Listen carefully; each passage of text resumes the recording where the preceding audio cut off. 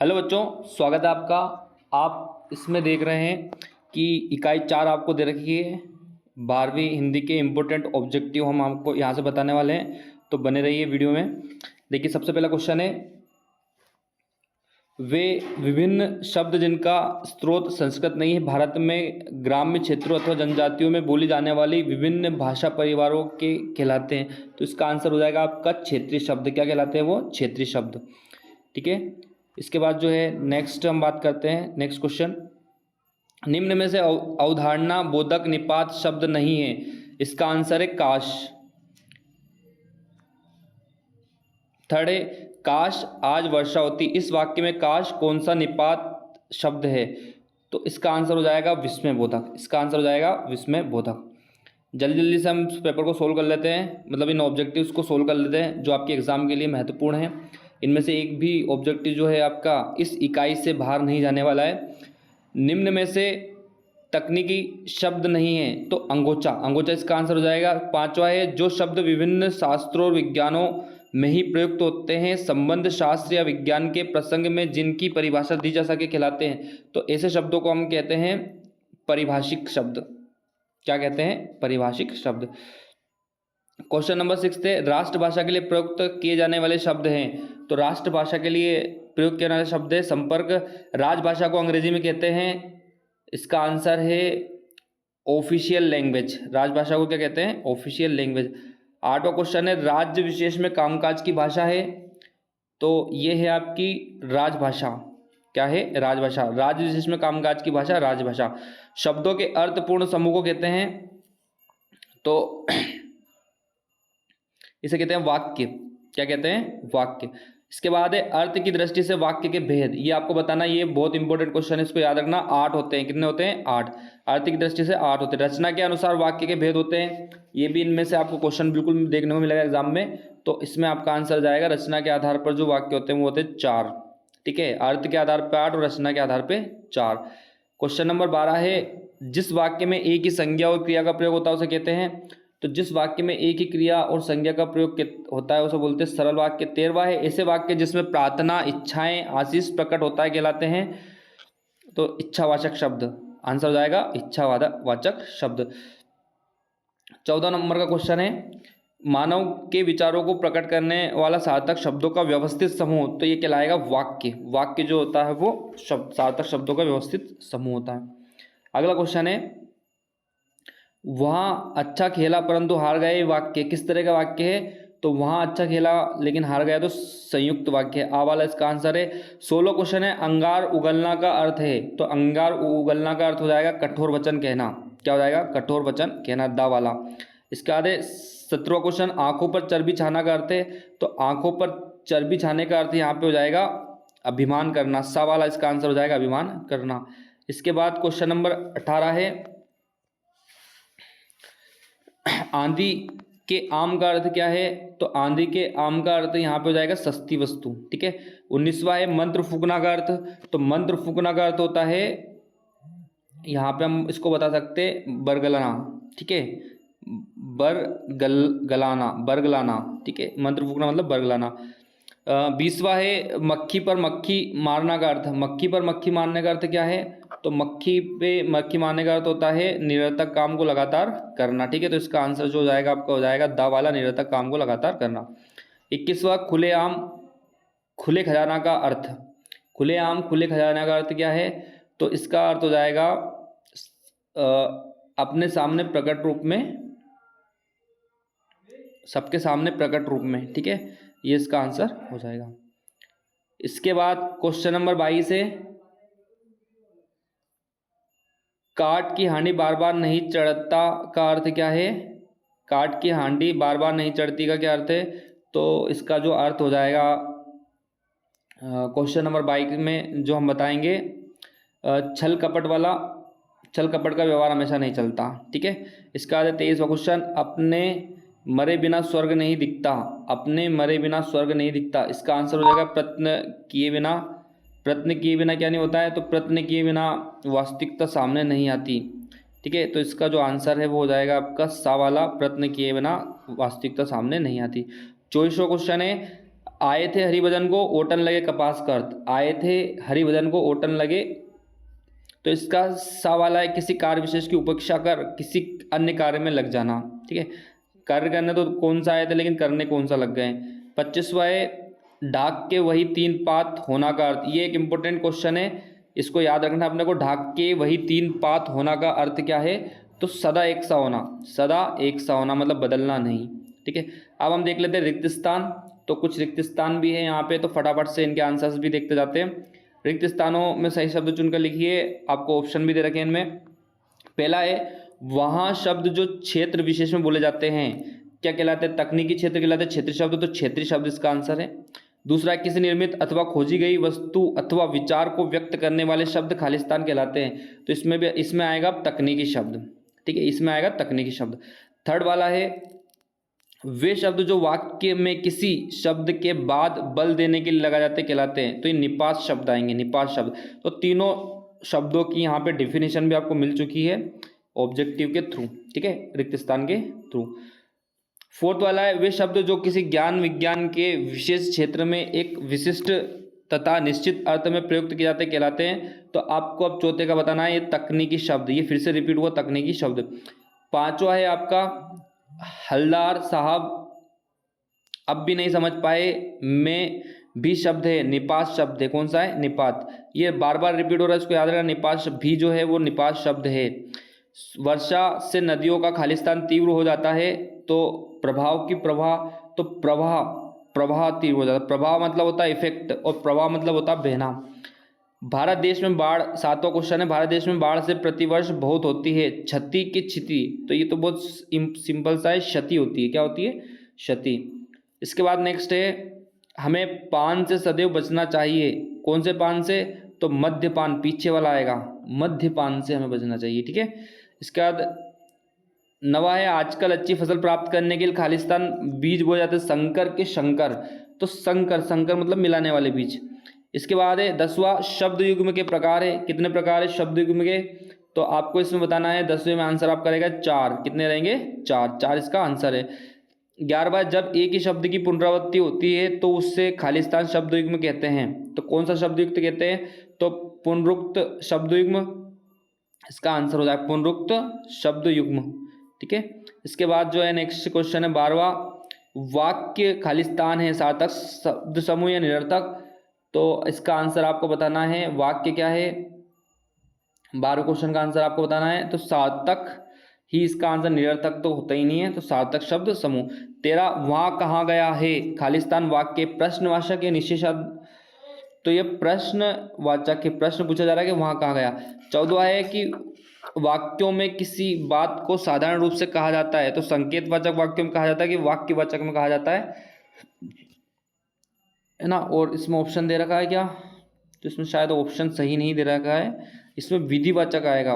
संकेतवाचक, वाक्यवाचक और वाचक वाक्य, तो विधिवाचक आंसर आएगा इसका, विधिवाचक वाक्य। ठीक है, अब हम देखते हैं क्वेश्चन नंबर 15 को। जब मूल वाक्य के साथ एक या एक से अधिक वाक्य भी मिले होते हैं तब वो कहलाता है संयुक्त वाक्य कहलाता है कि मिश्रित वाक्य कहलाता है, तो यहाँ पे मिश्र वाक्य आ जाएगा, मिश्र वाक्य इसका आंसर है। 16वां है हाय मैं लुढ़ गया वाक्य है, किस तरह का वाक्य है, तो यह है विस्मय बोधक वाक्य, विस्मय बोधक वाक्य है। 17वां क्वेश्चन है एक ऐसा वाक्यांश जिसका अर्थ सामान्य अर्थ से भिन्न तथा चमत्कारिक एवं विलक्षण होता है, तो वो होता है मुहावरों में। मुहावरा जो होता है ये एक चमत्कारिक और विलक्षण होता है। इसके बाद क्वेश्चन नंबर 18 लोक प्रसिद्ध उक्ति कहलाती है।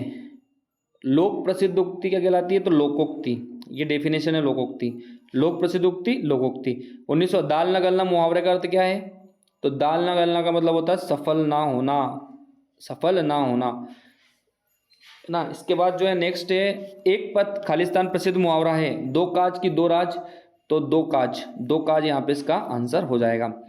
तन पर नहीं लत्ता पान खाए कलकत्ता का अर्थ है, तो तन पर नहीं लत्ता पान खाए कलकत्ता, इसका अर्थ है झूठा दिखावा, झूठा दिखावा इसका आंसर हो जाएगा। तन पर नहीं लत्ता और पान खाए कलकत्ता। ठीक है, इसके बाद अगला है धोबी का कुत्ता घर का ना घाट का, क्या है, मुहावरा है कि लोकोक्ति है? तो ये एक तरह की लोकोक्ति है। क्या है ये? लोकोक्ति। 23वां है, ऊँट के मुंह में जीरा मुहावरे का अर्थ है। तो ऊँट के मुंह में जीरे मुहावरा का अर्थ क्या है? आवश्यकता से वस्तु कम होना, आवश्यकता से कम वस्तु। ठीक है। 24वां, जैसी करनी वैसी भरनी का अर्थ क्या है? तो जैसी करनी वैसी भरनी का अर्थ है कर्म के अनुसार फल, कर्म के अनुसार फल। ठीक है, कर्म के अनुसार, जैसा कर्म करोगे वैसा फल मिलेगा। लक्षणा शब्द शक्ति का प्रयोग, लक्षणा शब्द शक्ति का प्रयोग क्या होता है? तो इसमें बताना मुहावरा है कि लोकोक्ति। तो ये बिल्कुल आपका राइट आंसर हो जाएगा, मुहावरा है। क्या है ये? मुहावरा। ठीक है। इसके बाद आपके पास कुछ जोड़ियाँ दे रखी हैं यहाँ पे, तो बहुत अच्छी अच्छी इंपॉर्टेंट जोड़ियाँ हैं। अब इनमें से जोड़ी आप मिलाते जाइए फटाफट से। स्वीकार्य निपात शब्द, इसको किससे मिलाएंगे? तो हम इसको मिलाएंगे हाँ, जी, जी हाँ से। ये स्वीकार्य करने वाले निपात शब्द हैं। ठीक है। फिर निषेधात्मक निपात शब्द क्या है? जिसमें निषेध करते हैं, तो ये नहीं, जी नहीं। ठीक है। नकारात्मक निपात शब्द क्या है? तो आप इसको मिलाएंगे नकारात्मक को मत, मत से मिलाएंगे। मत मतलब नकारात्मक। प्रश्नबोधक क्या है? तो प्रश्नबोधक है आपका क्या और कब। और विस्मयबोधक निपात क्या? विस्मयबोधक जिसमें काश, काश की, जिसमें हम सोचते हैं ना। ठीक है। तो इस तरीके से ये निपात शब्द की बहुत अच्छी सी जोड़ी थी, है ना। फिर अब हम आ जाते हैं अगली जोड़ी पर। थोड़ी सी बड़ी जोड़ी है ये, तो एक को हम थोड़ा सा नीचे कर देते हैं। ठीक है। रचना के अनुसार वाक्य के प्रकार। तो रचना के आकार पे हमने आपको पहले बताया था कि रचना के आकार पे आंसर क्या हो जाएगा? यहाँ पे 3 हो जाएंगे। रचना के आकार पे कितने हो जाएंगे? 3। ठीक है। तुम यहाँ आओ, तुम यहाँ आओ को मिलाइए अब आज्ञावाचक। अर्थ के आधार पर वाक्य के प्रकार। तो अर्थ के आधार पर वाक्य के जो प्रकार होते हैं वो हमने पढ़े थे, 8 होते हैं। अर्थ के आकार पर कितने होते हैं? 8। तुम घर मत जाओ, तुम घर मत जाओ, तो क्या है ये? किससे मिला सकते हो आप तुम घर मत जाओ? तो इसको आप मिलाएंगे निषेधात्मक। कहाँ से मिला दीजिए आप इसको? हे राम क्या क्या सहना पड़ेगा वाक्य है। हे राम क्या क्या सहना पड़ेगा वाक्य जो है, उसको आप किससे मिलाओगे? तो इसको आप नीचे वाले से मिलाएंगे जो आपको यहाँ पे दे रखा है, जा, विस्मयवाचक है ना, विस्मयवाचक। विचार व्यक्त करने वाला शब्द कौन सा है? तो विचार व्यक्त करने वाला जो शब्द है वो है आपका वाक्य। ठीक है। राम घर आया और सो गया, राम घर आया और सो गया, तो राम घर आया सो गया, इसको किससे मिलाओगे आप? इसको मिलाओ संयुक्त वाक्य से। किससे मिला दो? संयुक्त वाक्य से। मेरे पास जो साइकिल है वो टूटी हुई है, इसको किससे मिलाओगे? तो मेरे पास जो साइकिल है टूटी हुई है, इसको हम मिला देते हैं बचे हुए से, यानी कि आपका चावला से मिश्रित वाक्य। 2 वाक्य इसमें बोले गए हैं। ठीक है। अगली जोड़ी हम ले लेते हैं जल्दी जल्दी से, वीडियो बहुत फास्ट हम बना रहे हैं। देखिए, पहले का मिला दो गा से, 3 13 होना यानी बिखर जाना। एकमात्र सहारा के लिए मुहावरा, तो एकमात्र सहारा के लिए मुहावरा आप मिला दीजिए घा से अंधे की लाठी। आँख, आँख मूंद लेने का अर्थ क्या है? तो आँख मूंद लेने का अर्थ है उदासीन होना। आंखों पर पट्टी बांधना का अर्थ क्या है? तो आंखों पे पट्टी बांधने का अर्थ है अनदेखा करना। और लक्ष्यार्थ का अर्थ क्या है? तो लक्ष्यार्थ का अर्थ है मुहावरा। ठीक है, ये इसका आंसर हो गया। अगली जोड़ी देख लेते हैं हम, लास्ट वाली जोड़ी अपनी। पहला संप्रेषण का सशक्त माध्यम क्या है? तो वो है विज्ञापन। स्पष्टता और प्रवाह, स्पष्टता और प्रवाह को आप मिलाएंगे संक्षेपण से। भाव विस्तार, तो भाव विस्तार को मिलाएंगे हम पल्लवन से। 2 व्यक्तियों के बीच वार्तालाप, तो 2 व्यक्तियों के बीच वार्तालाप को मिलाएंगे संवाद से। और संक्षेपण का सामान्य अर्थ, तो संक्षेपण का सामान्य अर्थ होता है छोटा करना। ठीक है। अब हम एक वाक्य में उत्तर को भी और देख लेते हैं। ठीक है ना, किसको देख लेते हैं? एक वाक्य में उत्तर को। तो कुछ इंपॉर्टेंट हम इसमें से देख लेते हैं, फटाफट देखते जाइएगा। पहला, किसी भी विषय से संबंधित ऐसे शब्द जिनका प्रयोग मुख्य रूप से उस विषय के लिए किया जाता है, उसको क्या कहते हैं? तो तकनीकी शब्द इसका आंसर रहेगा। सेकंड वाला देखेंगे, तकनीकी शब्द अंग्रेजी के किस शब्द का हिंदी पर्याय है? तो टेक्निकल, टेक्निकल शब्द को यहाँ पे तकनीकी यूज किया जाता है। थर्ड है भौतिक विज्ञान में प्रयुक्त 3 तकनीकी शब्द कौन से? तो इसमें आप यूज करना, एक तो आपका तकनीकी शब्द गुरुत्वाकर्षण, एक है आवृत्ति और एक है त्वरण। गुरुत्वाकर्षण, आवृत्ति और त्वरण। चौथा, धार्मिक कृत्य एवं कर्मकांड में प्रयुक्त तकनीकी शब्द कौन सा है? तो वो है आपका यज्ञ, जप, आसन, कर्म और संकल्प। ठीक है। इसके बाद जो 5वां क्वेश्चन है आपका, क्षेत्रीय शब्द लिखिए। तो क्षेत्रीय शब्द जैसे आप बता सकते हैं लोटा, अंगोछा, झाड़ू, डिबिया, लुटिया, है ना, ये आपके क्या क्षेत्रीय शब्द। छठा, तुमने अपने आने की खबर तक नहीं दी, इस वाक्य में निपात शब्द लिखिए। तो यहाँ पे निपात शब्द क्या है, तक। तक तक क्या है यहाँ पे, निपात शब्द। तो तक यहाँ पे निपात शब्द है, ठीक है, इसमें छांटना था एक वाक्य में। सातवां क्वेश्चन, निपात शब्द लिखिए। 5 निपात शब्द लिखने अपने को, 5 निपात शब्द। तो जैसे मात्र, भर, से, तक, भी, ये सब क्या है, निपात शब्द। 8वां, तकनीकी शब्द का दूसरा नाम क्या है, तो तकनीकी शब्द का दूसरा नाम है परिभाषिक शब्द। तकनीकी शब्द का दूसरा अर्थ क्या है, तकनीकी शब्द का दूसरा नाम क्या है, परिभाषिक शब्द। 9वां है, युग्म का अर्थ क्या है, तो युग्म का अर्थ है जोड़ा, युग्म मतलब जोड़ा। 10वां है, शब्द युग्म के भेद बताइए। तो शब्द युग्म के जो भेद होते हैं वो कुछ इस तरीके से होते हैं, आप लिख लीजिएगा। पुनरुक्त शब्द युग्म, अनुकरणात्मक शब्द युग्म, ठीक है, और क्या बताएंगे, अनुसरणात्मक शब्द युग्म, भिन्न उच्चारण और भिन्न वर्तनी वाले शब्द युक्त है, ठीक है। इसके बाद जो है 11वां क्वेश्चन देखते हैं, पुनरुक्त शब्द युग्म के उदाहरण लिखिए। तो पुनरुक्त के अगर आप उदाहरण लिखोगे तो वो जाएंगे अभी अभी, कभी कभी, आते जाते, लिखते लिखते, ठीक है। ये है पुनरुक्त के, मतलब जिसमें 2 शब्दों के जोड़े यूज होते हो, ठीक है, मतलब अभी अभी, कभी कभी, जाते जाते, आते जाते, लिखते लिखते। 12वां है, अनुकरणात्मक शब्द युग्म के उदाहरण। तो अनुकरणात्मक के हैं जैसे चाय वाई, चाय वाई, दाल रोटी, पानी वानी, ऐसा वैसा, जैसे जैसे, जैसे तैसे, है ना, जैसे तैसे, ऐसे। 13वां है आपका, जब शब्द पहले शब्द के अनुकरण पर दूसरा शब्द गढ़ लिया जाए, पहले शब्द के अनुसार दूसरा गढ़ लिया जाए तो उसे क्या बोलते हैं, अनुकरणात्मक। जैसे अभी अपन ने यूज किया था, जैसे चाय वाय, दाल रोटी, ये सब क्या है, अनुकरणात्मक। 14वां अनुसरणात्मक है, सॉरी क्या है, अब अनुसरणात्मक शब्द की परिभाषा में उदाहरण दीजिए। तो इसकी परिभाषा आपको लिखनी है, इसकी परिभाषा में बोल देता हूँ कि ऐसी श्रेणी में दोनों ही शब्द एक दूसरे पर निर्भर होते हैं लेकिन संयोग सार्थक होता है। उदाहरण फटाफट, टनाटन, टरटर आदि, ठीक है। अब हम बात करते हैं 15वां क्वेश्चन, भिन्न वर्तनी उच्चारण वाले शब्द युग्म के उदाहरण बताइए। तो भिन्न वर्तनी वाले उच्चारण वाले शब्दों के उदाहरण बताने, अस्त्र शस्त्र, अभिमान अहंकार, रिद्धि सिद्धि, दिन रात। तो आपको 1 या 2 इसमें एग्जाम्पल बताने हैं। एक ही एग्जाम्पल बताना है अगर आपसे सिर्फ एक एग्जाम्पल पूछा गया हो तो, है ना। वीडियो अगर आपको तेज लगता है तो आप स्लो करके उसको देख लेना, ठीक है।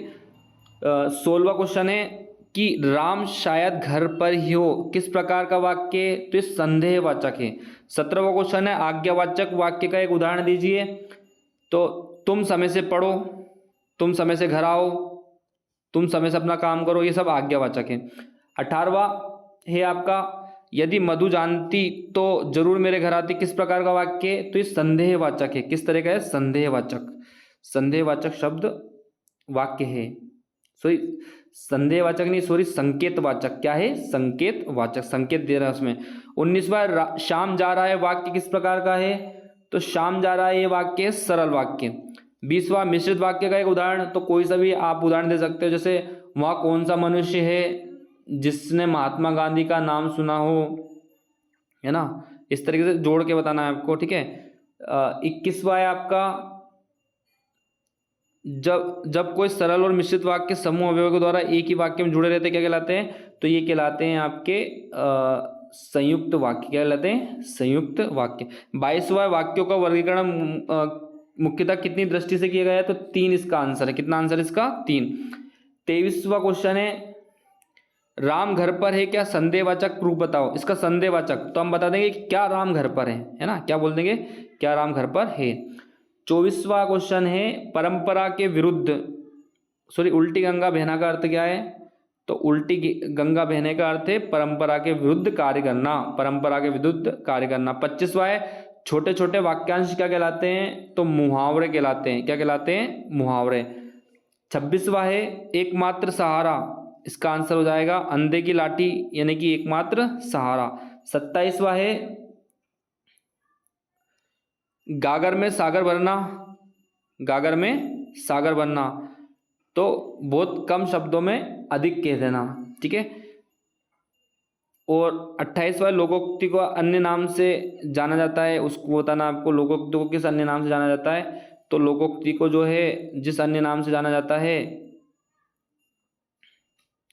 वो आपको बताना कहावत। लोकोक्ति को क्या कहते हैं? कहावत भी कहते हैं। 29वां है कान देना मुहावरे का अर्थ।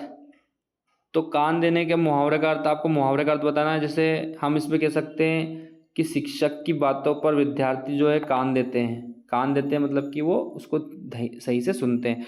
तो बच्चों ऐसे बहुत सारे क्वेश्चंस हमारे पास है। अब जो है इनके सॉल्यूशन जो है बताने में बहुत बड़ा वीडियो जाएगा। बाकी आप इस सत्य सत्य को भी यहाँ पे देख लीजिएगा। इनके सॉल्यूशन मैं अभी आपको नहीं बता पा रहा हूँ, ठीक है। ये सत्य सत्य आप रोक कर इनको देख लीजिएगा, तो आपको जो है सारे यहाँ पर एग्ज़ाम में बहुत सहायता मिलने वाली है, ठीक है। भाव पल्लवन भी आप यहाँ पे देख सकते हैं कौन सा आएगा। इसको अपनी बुक वगैरह से आप निकाल के, ये कुछ परिभाषाएं 2-2 नंबर की, ये भी आप देख लीजिएगा, ठीक है। तो ये इस तरीके से आपकी इकाई नंबर 4 पूरी कंप्लीट हो चुकी है। इसमें से जो भी क्वेश्चन आएंगे एक भी क्वेश्चन आपका बाहर नहीं जाएगा, ठीक है। तो बच्चों मिलते हैं अगले वीडियो में, तब तक के लिए जय हिंद जय भारत।